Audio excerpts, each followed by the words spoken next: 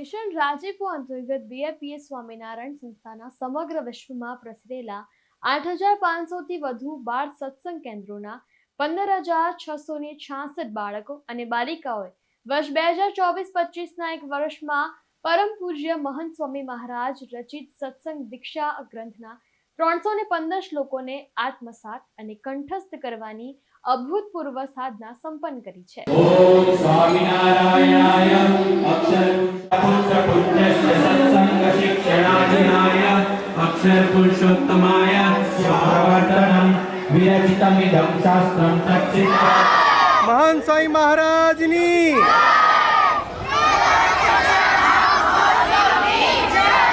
આયોજન અંતર્ગત બીએપીએસ સંસ્થાની બાળ પ્રવૃત્તિ સાથે સંકળાયેલા ભારતના 13,674 અને પરદેશના 1,992 બાળકોએ વર્ષ દરમિયાન મિશન રાજીપો સત્સંગ સાધનાના અભિયાનમાં જોડાઈને સંસ્કૃતિ, સંસ્કાર, સત્સંગ, શિસ્ત અને શિષ્ટાચારના મૂલ્યોને આત્મસાત કર્યા. અહીંયા ઉલ્લેખનીય છે કે બીએપીએસ સ્વામિનારાયણ સંસ્થાના છઠ્ઠા આધ્યાત્મિક ગુરુ પૂજ્ય મહંત સ્વામી મહારાજના સંકલ્પને અનુસરી વર્ષ 2024ની દિવાળીના શુભ દિને સંસ્થાની કેન્દ્રીય બાળ સત્સંગ પ્રવૃત્તિ દ્વારા મિશન રાજીપો અમલમાં મુકાયો. પૂજ્ય મહંત સ્વામી મહારાજે સ્વહસ્તે સત્સંગ દીક્ષા ગ્રંથનું લેખન કર્યું છે અને જેના 315 સંસ્કૃત શ્લોક છે.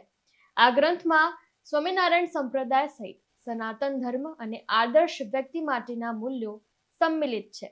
ત્યારે બાળવયથી જ આ નૈતિક અને સત્સંગ મૂલ્યોનું સિંચન થાય તે હેતુથી મિશન રાજીપોનો આરંભ થયો હતો.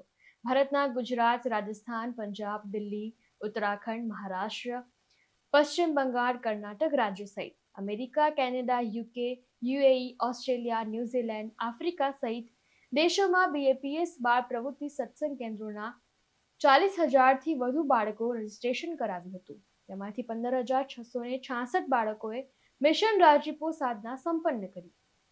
ત્યારે વર્ષ 2024ની દિવાળીમાં પૂજ્ય મહંત સ્વામી મહારાજનો સંકલ્પ હતો કે 10,000થી વધુ બાળકો સત્સંગ દીક્ષા ગ્રંથને આત્મસાત અને કંઠસ્થ કરે.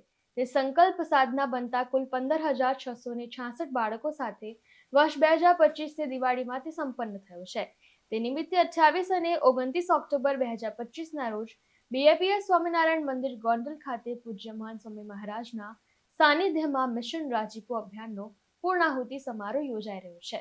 આ મુખપાઠ અભિયાનની પૂર્ણાહુતિ પ્રસંગે બીએપીએસ સ્વામિનારાયણ મંદિર મહેસાણા ખાતે તારીખ 28 ઓક્ટોબર મંગળવારના રોજ બીએપીએસ બાળ પ્રવૃત્તિ દ્વારા પૂજ્ય સંતોના વિદ્વતા સભર માર્ગદર્શન હેઠળ સત્સંગ દીક્ષા હોમાત્મક યજ્ઞનું આયોજન કરવામાં આવ્યું, જેમાં સમગ્ર મહેસાણામાંથી મુખપાઠ પૂર્ણ કરી પુરાણોની પરંપરાને સજીવન કરનાર તમામ 66 બાળકો અને 54 બાલિકાઓ મળી કુલ 120 જેટલા બાળ અને બાલિકાઓ આ વૈદિક હોમાત્મક યજ્ઞમાં જોડાયા.